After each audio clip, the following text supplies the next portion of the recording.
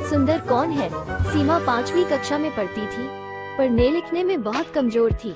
बस उसकी एक ही विशेषता थी कि वो दिखने में सुंदर थी, इसलिए सब उसकी सुंदरता की तारीफ करते थे। सीमा को इस बात का घमंड हो गया और वो ऐसी लड़कियों से नफरत करने लगी जो सुंदरता में कुछ कम थी।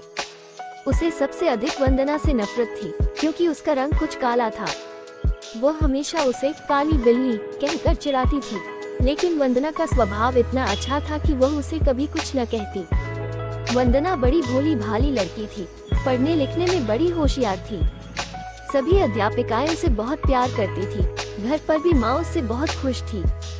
हर काम में माँ को सहयोग देती, सभी काम वो मन लगा कर करती थी। वो सफाई पसंद करती थी, इसलिए हमेशा साफ सुथरी भी रहती थी। सीमा सारे दिन घर से बाहर खेला करती। अर्धवार्षिक परीक्षा निकट आ गई, लेकिन उसे तो किसी बात की चिंता नहीं थी। एक दिन सीमा सवेरे अपने घर से बाहर निकली। उसके पापा नई गेंद लाए थे, इसलिए वो बहुत खुश थी। वो सीधी अपनी एक सहेली दिव्या के घर गई। दिव्या उस समय अपने घर की सफाई करने में मदद कर रही थी। सीमा को देखते ही वो बोली, आओ सीमा, दिव्या, चलो बाहर खेलने के लिए चलते हैं।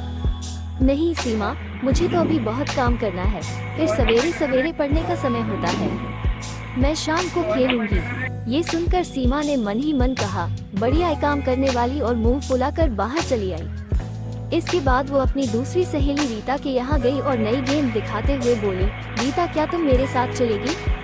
नहीं, मैं तुम्हारे साथ अभी नहीं जा सकती, मुझे अभी पढ़ाई करनी है, घर का काम करना है। ये सुनकर वो चुपचाप बिना कुछ कहे गुस्से से बाहर चली गई। इसके बाद वो अपनी कई सहेलियों के घर गई, पर सभी पढ़ाई कर रही थी। किसी को खेलने की फुर्सत नहीं थी। सीमा सोचने लगी, इन सबको क्या हो गया है? इन्हें तो बस घर का काम करना और पुस्तकें पढ़ना ही पसंद है। फिर कुछ सोचकर सीमा अपनी प्रिय सहेली नीता के घर गई, लेकिन वो भी उस समय पढ़ाई कर रही थी। सीमा ने उसकी पुस्तक बंद करते हुए कहा, क्या हरदम तोते की तरह पुस्तकें रटती रहती हो? चलो बाहर खेलने चलते हैं। सीमा, वार्षिक परीक्षा निकट है, मुझे पढ़ाई करनी है, इसलिए मैं तुम्हारे साथ खेलने नहीं चल सकती। तुम भी अपने घर जाकर पढ़ाई करो, वरना इस बार फिर फेल हो जाओगी।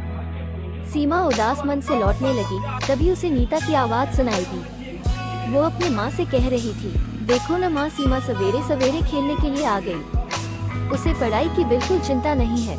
मैं अब उसके साथ नहीं रहूंगी। जब देखो तब वो अपनी सुंदरता की चर्चा करती रहती है। माँ, मुझे तो वंदना बहुत अच्छी लगती है, वो बहुत मेहनती है, पढ़ने लिखने में भी बहुत होशियार है, बस उसका रंग ही थोड़ा सा काला है। ये सीमा तो उस बेचारी को काली बिल्ली कहकर चिढ़ाती रहती है। ये सुनकर उसकी माँ बोली, नीता, सुंदरता रंग से नहीं, गुणों से होती है। अच्छे गुण ही वंदना की सुंदरता है। सीमा इसके आगे कुछ न सुन सकी। वो चुपचाप अपने घर की ओर जा रही थी, लेकिन तभी रास्ते में केले के छिलके पर उसका पैर पड़ गया। वो फिसल गई। वंदना अपने घर के बाहर खड़ी थी। उसने सीमा को गिरते देखा तो तुरंत दोनों हाथ पकड़कर उसे बड़े प्यार से उठाया। ये देखकर सीमा की आंखें भर आई। वो मन ही मन सोच रही थी कि वो वंदना से कितनी नफरत करती है, लेकिन वंदना के मन में उसके लिए कितना प्यार है। वो बोली, वंदना, तुम सबसे सुंदर हो और मैं काली बिल्ली हूँ। मैंने तुम्हें काफी तंग किया है, बहुत चिढ़ाया है, मुझे माफ कर दो। अरे भला सहेली से माफी मांगी जाती है? सचमुच सीमा ने अपनी सुंदरता पर घमंड करना और वंदना को चिढ़ाना छोड़ दिया। इस कहानी से हमें ये सीख मिलती है कि सुंदरता रंग से नहीं, गुणों से होती है।